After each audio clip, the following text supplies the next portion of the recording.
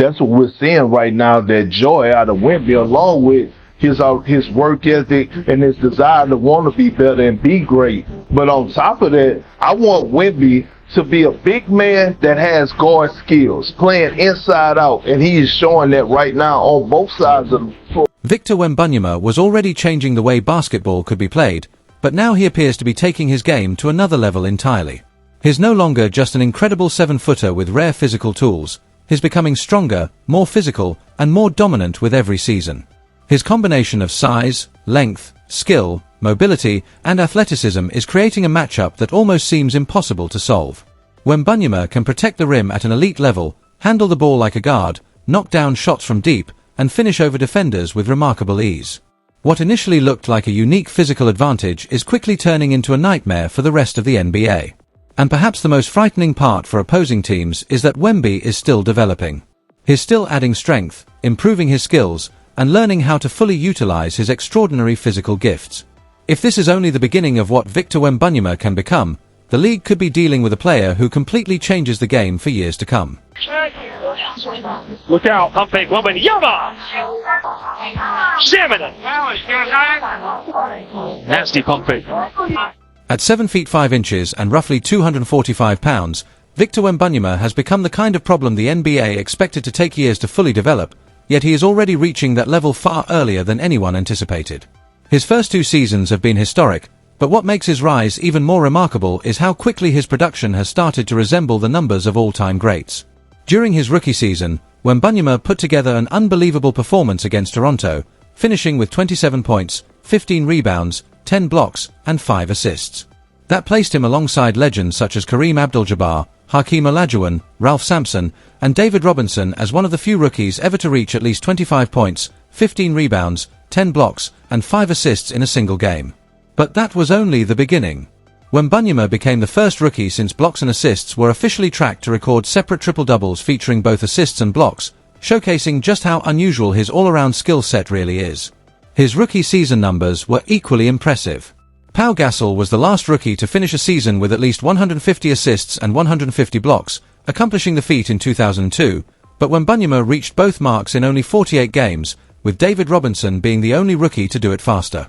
He also became the first player in NBA history to record a triple-double with blocks while making multiple three-pointers in the same game, and later became the first player ever to record at least 75 made threes, 150 assists, and 150 blocks in one season.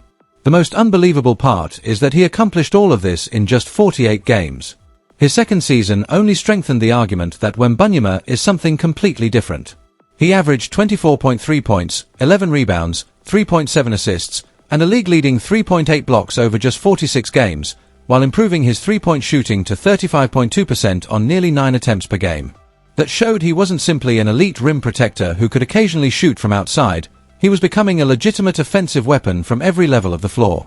Despite missing nearly half the season, Wembanyama still finished first in the league in total blocks with 176, comfortably ahead of Brook Lopez's 148.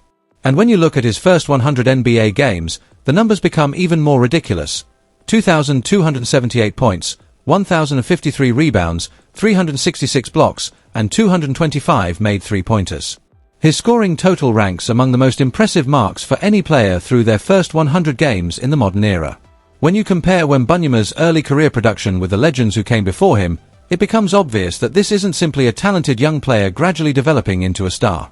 We are watching a player who is already producing historic numbers, breaking statistical barriers, and creating a profile the NBA has rarely seen before, and the most frightening part is that he may still be nowhere near his ceiling. Taken out of his hands by Trey Jones. Running the floor. Jeremy lobs it up. Victor throws it down. Wembanyama has already scored more points through his first 100 games than legends such as LeBron James, Kevin Durant, and Carmelo Anthony, while also recording more blocks than defensive greats like Shaquille O'Neal, Dike Mutombo, and Hakeem Olajuwon. Now imagine combining the offensive versatility of Kevin Durant with the rim protection of Mutombo or Olajuwon. For years, that kind of player sounded impossible, but Victor Wembanyama is making the idea look increasingly realistic. Even more unbelievably, he had made more three-pointers through that point in his career than Stephen Curry, showing just how unusual his offensive profile is. A player standing well over 7 feet tall was already producing perimeter numbers that could rival one of the greatest shooters in NBA history. And Wembanyama's physical evolution may be just as important as his statistical production. His listed height has been updated to 7 feet 4 inches barefoot, meaning he stands around 7 feet 5 inches in sneakers, giving him an extraordinary physical presence on the court. But height was never really the concern. Everyone already knew what his size and length allowed him to do. The bigger question was whether his body could withstand the physical demands of the NBA, the constant contact, strength battles, and punishment that come with playing against elite competition. This off-season, Wembanyama reportedly made that one of his biggest priorities. He added strength, worked with legends such as Hakeem Olajuwon and Kevin Garnett, spent significant time in the weight room, and changed his approach to nutrition. The results became noticeable during a Spurs preseason scrimmage when Wembanyama attacked the basket, absorbed contact from Luke Kornet, and still powered through for a massive two-handed dunk. Kornet, who is also 7 feet tall, was knocked backward by the collision, offering a glimpse of just how much stronger Wembanyama had become. That moment may have been just one preseason play, but it represented something much bigger. Wembanyama is no longer relying solely on his length, finesse, and skill to dominate. He is beginning to add physicality to an already ridiculous package. His increased strength is showing in the way he attacks the rim, absorbs contact, battles for position, and finishes through defenders. And that could be the most frightening development of all. If Wembanyama can continue improving his strength while simultaneously refining his shooting, ball handling, defense, and overall offensive game, the NBA may soon be dealing with a version of Victor Wembanyama that is even more dominant than anyone originally imagined. He's going to pass the ball out to the corner. There you go. Getting Victor Wembanyama to this point has required much more than simply adding muscle. His entire training program has been built around the unique challenges of a 7 feet 5 inches frame, especially after his rapid growth forced him to rethink everything from movement and conditioning to recovery. When he entered the NBA, there were legitimate concerns about whether his body could withstand the physical demands of the league, but he answered many of those questions during his first 2 seasons.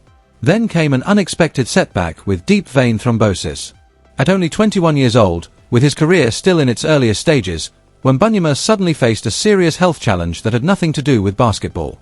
Rather than allowing the experience to derail him, he used it as motivation to completely rethink his approach. By the time training camp arrived, Wemby was already describing his movements as more controlled and his conditioning as significantly improved, even calling his summer preparation world-class. The work behind that confidence was intense.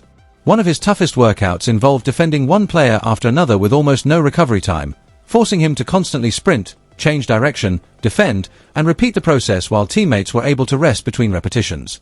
His goal was simple: put his body through a more demanding physical process so he could rebuild his strength and conditioning. That mindset became even more important after everything he experienced earlier in the year. Dealing with a blood clot issue and the uncertainty surrounding his health required more than physical recovery. Wembanyama also needed to rebuild his confidence in what his body could handle. Part of that process took him away from basketball entirely. During time spent in China and Japan, he explored different cultures and trained at a Shaolin temple, focusing on meditation, martial arts, balance, breathing, discipline, and body control. The objective wasn't to learn flashy martial arts techniques for the NBA, but rather to develop a deeper connection with his body and discover new ways to move. Once he returned to basketball training, Wembanyama joined teammate Harrison Barnes in Los Angeles and worked with skill coach Noel LaRoche using a system known as the constraints-led approach.